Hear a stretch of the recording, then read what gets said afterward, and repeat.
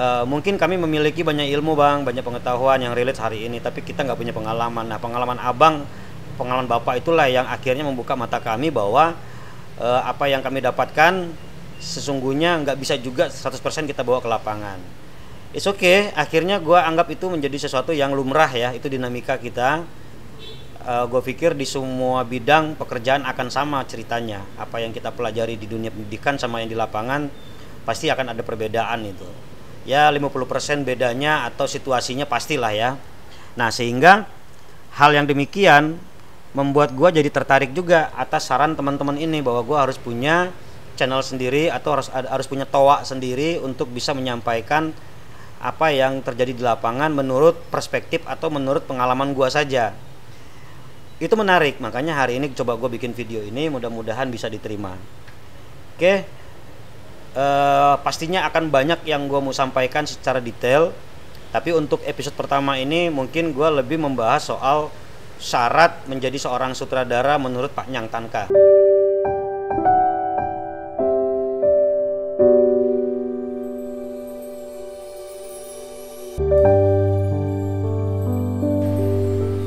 Syarat menjadi sutradara menurut Pak Nyang Tanka. Artinya menurut gue ya, ini pasti akan berbeda jauh dengan apa yang tertulis di dalam teori atau buku-buku pelajaran kalian. Bagi gue menjadi seorang sutradara itu sederhana banget, syaratnya cuma 3 hal. Syarat pertama tapi karena menjadi sutradara itu ada banyak syarat, ada beberapa syarat. Gue mulai dari yang tahap pertama dulu.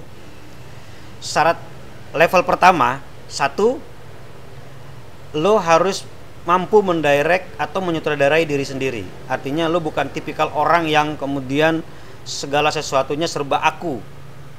Karena seorang sutradara dia harus punya mental, punya jiwa, punya rasa yang mewakili banyak rasa, mewakili mental banyak orang, mewakili batin jiwa banyak orang.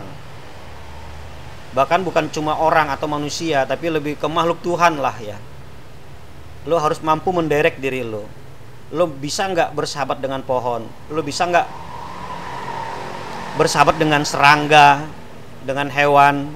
Nah, persahabatan dalam arti yang bagaimana?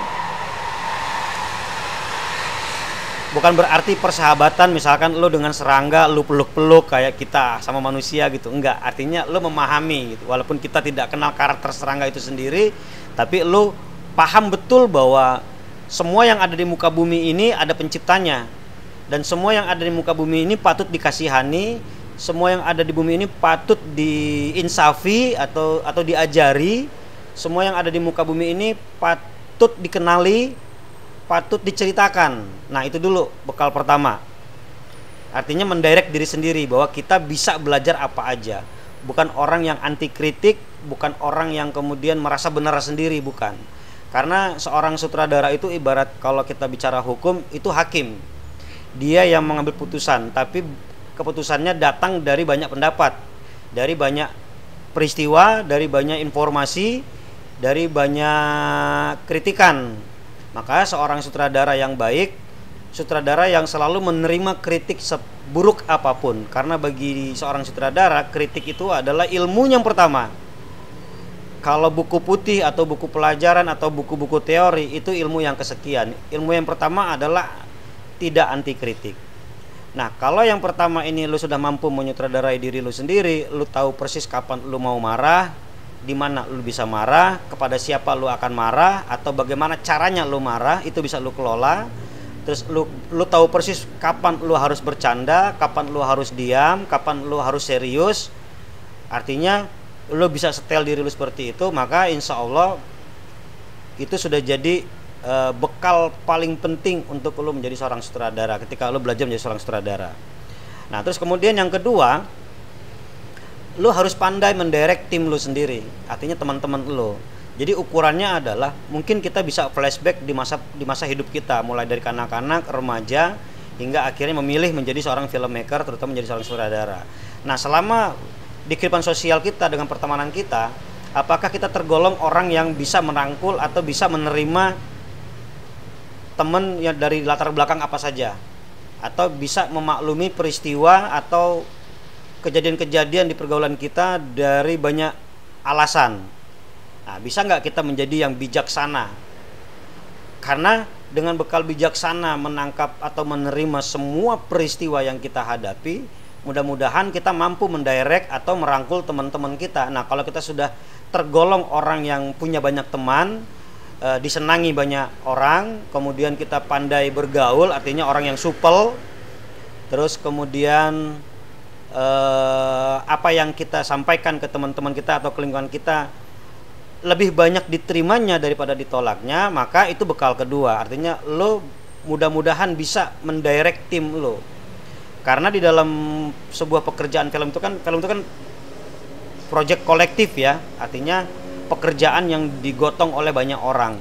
Sayangnya kan nggak semua orang ini punya cara berpikir yang sama, nggak berangkat dari latar belakang karakter budaya yang sama, pasti akan berbeda-beda. Cara menyelesaikan masalah juga akan beda-beda. Nah, seandainya lu tidak mampu mendirect tim lu, suatu ketika ada pemain atau ada aktor yang kemudian berbuat masalah, atau tim kerja lu dari profesi yang lain, mungkin dari sinematografi, dari artistik atau dari yang lainnya bermasalah, dan lu nggak mampu merangkul mereka ketika mereka berulah, maka akhirnya di dalam lingkungan pekerjaan lu yang terjadi bukan sesuatu yang menyenangkan, yang terjadi malah itu semacam kayak penjara atau neraka, sehingga kita semua bekerja berdasarkan tekanan. Nah, ini buat gua nggak baik. Gua salah satu orang yang tidak pernah menyetujui satu prinsip bahwa kalau mau kerja siap dengan tekanan. Itu salah. Menurut gua bekerja dengan tekanan itu nggak akan pernah menghasilkan sesuatu yang bagus. Tapi bekerja dengan cara yang banyak bercanda jauh lebih tidak bagus. Nah, artinya sebagai seorang sutradara, lu mampu merangkul temen lu seperti lu merangkul diri lu tadi. Lu tahu kapan bercanda, kapan marah, segala macam situasinya. Lu tahu ini orang layak nggak gua marahin. Walaupun ada yang salah, dia salah, tapi belum tentu bisa kita marahin. Marah itu kan identik dengan teguran yang keras ya, itu marah. Padahal kan marah itu macam-macam. Kalau ada orang bijaksana itu kalau marah diajak makan dulu, diajak ngopi dulu, terus cerita dulu tentang sebuah peristiwa, yang mana peristiwa itu satir sebenarnya, nyindir-nyindir soal kasus atau peristiwa yang baru saja terjadi, yang pelakunya dia dan teman kita itu yang bersalah. Ada cara kayak gitu marahnya. Tapi marah dalam pemahaman banyak orang kan marah itu pemberitahuan atau teguran dalam konteks yang sudah berat lah gitu loh. Dengan mungkin dengan bahasa yang kasar, dengan ekspresi yang tegang, dengan cara yang bagaimana. Nah, maksud gua, kalau situasi pekerjaan kita ada orang-orang seperti itu, kan kita tertekan, pasti nggak akan bisa baik kita kerjanya. Itu yang gua maksud tadi. Gua tergolong orang yang tidak pernah setuju dengan prinsip-prinsip bahwa bekerja itu siap dalam kondisi tekanan. Enggak. Kalau siap dalam kondisi happy, harus. Karena apalagi pekerjaan seni, dia kan butuh pemikiran, butuh kelapangan wawasan, kelapangan rasa. Maka situasinya harus dibuat enak, harus dibuat enjoy. Nah, kalau ini bisa lo ciptakan dalam kondisi apapun, lo ketemu sama apapun juga, maka lo layak jadi sutradara. Yang ketiga, seorang sutradara harus mampu mendirect adegan atau mentransfer adegan yang dia maksud dari yang dia tangkap dari skenario kepada timnya, menyampaikan itu. Jadi mendirect timnya juga, mendirect adegannya. Seorang sinematografer dengan equipment yang dia kuasai, kamera dalam hal ini, harus tahu juga emosi yang ingin lo sampaikan dari adegan-adegan yang tertuang di skenario. Nggak bisa kita lepaskan, nggak bisa kemudian kita biarkan setiap orang berinterpretasi masing-masing. Nggak bisa begitu. Dalam arti begini, semua tim produksi film itu punya interpretasi, maka harus disatukan. Makanya kan kalau dalam produksi film itu ada fase-fase ya. Development itu salah satunya adalah persiapan atau praproduksi. Ada pertemuan-pertemuan yang membahas soal teknis, yang membahas soal etos kerjanya seperti apa, nanti di lapangan kita bagaimana, kalau terjadi situasi seperti apa kita harus seperti apa. Nah, itu pentingnya. Jadi interpretasi semua orang yang terlibat dalam sebuah produksi itu disampaikan atau ditampung oleh seorang sutradara pada masa-masa PPM, sehingga ketika di lapangan sudah nggak perlu lagi menjelaskan soal soul, menjelaskan soal hal-hal yang sekiranya menyangkut soal chemistry udah nggak perlu lagi, tapi lebih kepada teknis. Misalkan seorang sutradara ingin memvisualkan satu adegan, walaupun sudah dibuat yang namanya breakdown shot atau storyboard, tetap aja harus ada penjelasan kepada tim-tim tadi itu, kepada sinematografer ya kan, DP-nya gitu loh. Karena bagi Pak Nyang Tanka, dramaturgi dari sebuah film itu bukan pada adegannya, bukan pada peristiwanya, atau bukan pada permainannya saja, tapi terletak pada lensanya. Kalau kenapa gue bilang terletak pada lensanya dramaturgi itu berbeda dengan seni pertunjukan di panggung. Di panggung itu frame apapun juga ya, adegan apapun juga frame kita tetap segitu gitu loh. Adegan peristiwa blockingnya kemanapun juga, sudut pandang kita, angle kita tetap di situ. Kita nggak bisa bergeser, nggak bisa merubah size frame, bentuk panggung nggak bisa kita rubah. Kemudian angle kita melihatnya kita nggak bisa berubah, nggak bisa bergeser.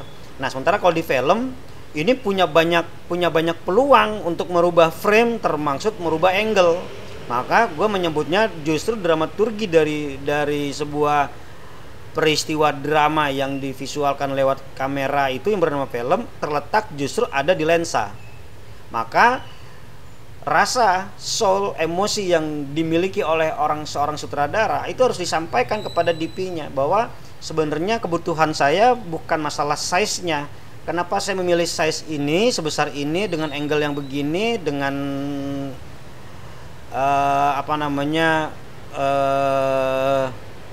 gaya yang macem-macem, karena ada yang mau saya capai. Maka dengan kemampuanmu seorang direktur fotografi, tolong dituangkan gagasan saya ini supaya soulnya atau emosinya atau inti dari maksud yang mau dicapai oleh sang sutradara ini benar-benar bisa ditangkap atau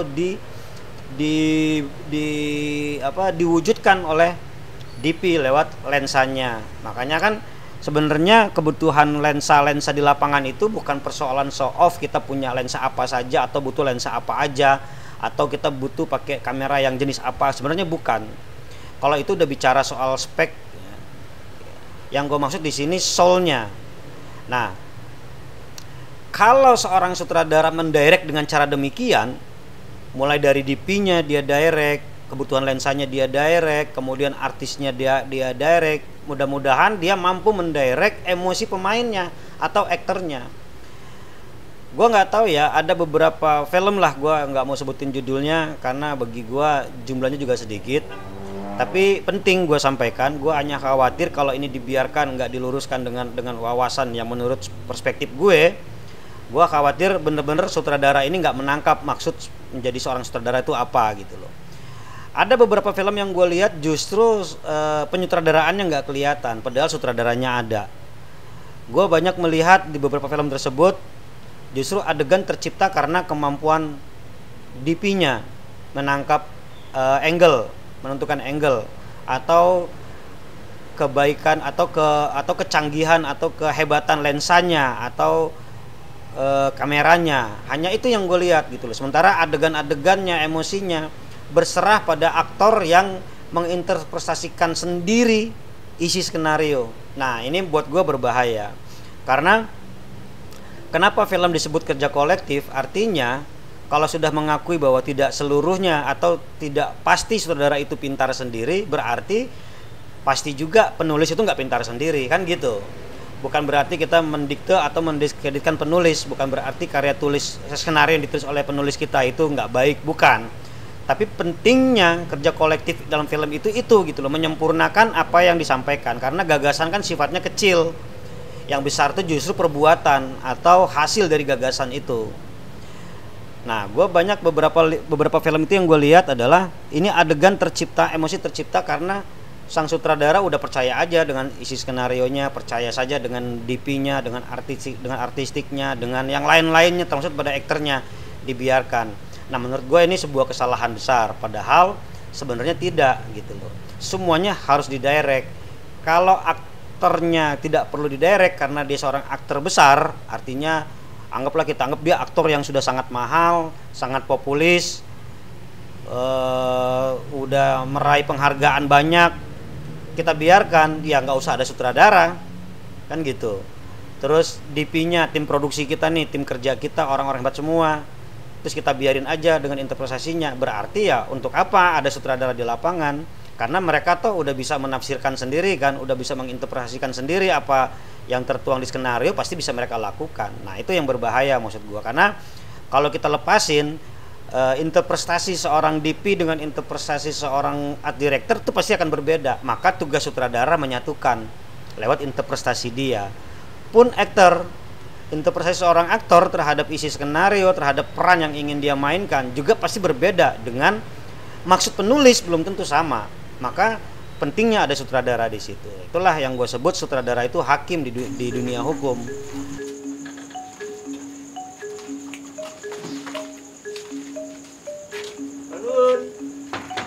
Langsung sautin, woi. Lo pakai bahasa apaan lagi sih lo? Itu bahasa Jawa. Nah, itu gak enak tuh. Lo berhenti tuh di marking berarti. Gini. Enggak, lo berarti itu punya motivasi, bukan berarti karena lo harus menjawab dia. Makanya temponya juga, tempo Simon yang assalamualaikum sama tempo lo move-nya dijaga. Kaki lo kan panjang, ya lo pendekin dikit. Langkahnya sampai gini-gini nih, lo apa kek? Ya kan jangan-jangan di atas pohon penghuni rumahnya nih. Boleh. Boleh tadi. Yuk, coba dari sini. Belum. Action. Balun. Woi, langsung yang kelamaan. Pakai bahasa apaan lagi sih lo? Itu bahasa Jawa yang artinya permisi. Kalau bahasa Arab ya benar ya Arab. Iya. Kalau bahasa Arab assalamualaikum. Tahu lu? Yalah nyantai aja kali getuk. Kontak lu. Ada orangnya, woi. Ada orangnya, Dur. Jangan kosong lagi di rumah. Jangan-jangan kosong lagi di rumah.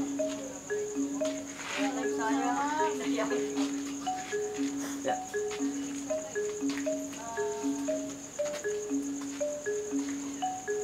Maju, lu maju. Dulu lagi. Coba, lagi dulu. Kesana, Bang. Dari sana semua, ada. Dan jangan kosong lagi di rumahnya. Jangan-jangan kosong lagi, Dur.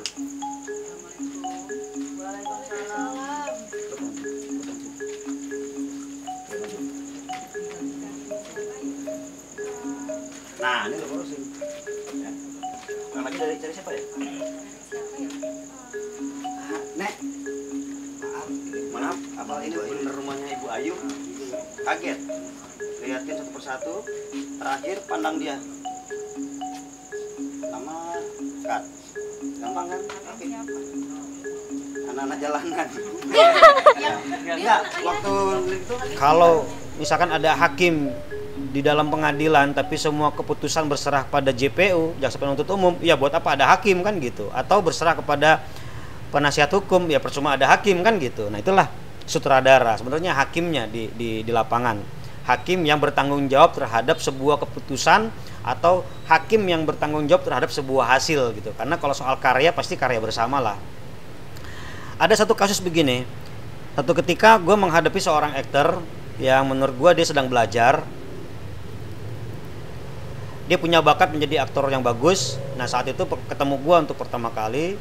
Jadi ada satu adegan yang dia harus turun dari mobil terburu-buru mau ke bandara, tapi dia di tengah jalan ketemu seseorang, melihat seseorang di pinggir jalan di trotoar yang harus dia temui.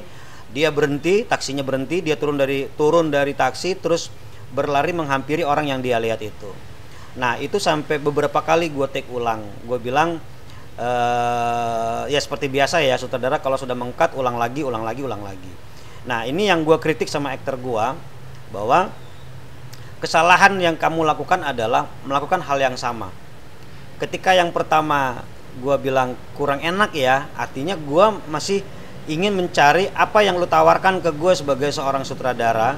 Yang lu tawarkan ke gue gestur tubuhmu saat turun dari taksi, terus kemudian langkahmu yang setengah berlari itu bagaimana, apakah langkahnya lompat-lompat, apakah langkahnya berlari cepat, ataukah langkahnya jalan pelan-pelan. Itu kan harus ada tabungan dia sebagai seorang aktor, harus ada perbendaharaan langkah yang banyak sehingga dia bisa ngasih bisa ngasih pilihan pada sutradara untuk bisa menilai bahwa yang ini yang paling terbaik dan diantara semua gaya aktingmu. Nah, kalau aktor dibiarkan berinterpretasi sendiri, kita percaya saja, maka seorang sutradara nggak bisa melihat ada yang terbaik ternyata di dalam diri dia. Sebenarnya itu tujuannya. Justru kita ketika kita mendirect pemain, tujuannya adalah menggali lebih dalam untuk mendapatkan acting atau gaya permainan yang lebih bagus dari yang biasa dia lakukan. Nah, itu tugas terpenting. Makanya gue kadang-kadang kalau ketemu film yang aktornya main maksimal, yang gue puji pertama adalah sutradaranya.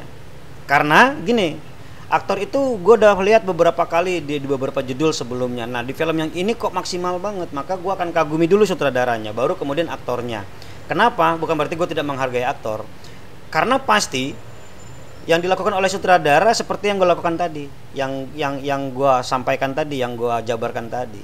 Sutradara meminta perbendaharaan aktor, keaktoran lo, perbendaharaan acting lo, mulai dari bentuk gaya lo bicara, jari-jari tangan lo bergerak saat lo berekspresi, mata lo dan segala macem, itu harus ada perbedaan supaya lo tidak tampil sama seperti yang lain. Biasanya seorang sutradara akan meminta itu pada aktornya. Nah, ketika aktornya memberikan itu terus digali sampai akhirnya ketemu, maka aktor menyadari bahwa gue didirect sama sutradara ini jadi lebih tahu ya potensi gue, gitu loh. Sehingga bagi gue kolaborasi antara sutradara yang tadi gue maksud dengan aktor yang juga gue maksud jadi maksimal, sehingga nanti profesi yang lain kayak DP, director, sound dan lain-lain juga akan melakukan hal yang sama. Nah, itu perspektif gue tentang syarat menjadi seorang sutradara itu apa. Ini barangkali tidak ada di buku pelajaran ya, di buku kampus, di buku akademi mungkin nggak dibahas seperti cara gue membahas. Nah, karena pertanyaannya bagaimana menurut Pak Nyang Tanka syarat menjadi seorang sutradara, maka yang gue sampaikan tadi ini perspektif gue. Kalau ini menurut kalian salah, tidak usah dipakai. Tapi kalau ini menurut kalian patut dicoba, ya silahkan. Karena kenapa? Itulah teori yang gue gunakan selama gue jadi sutradara sekian belas tahun.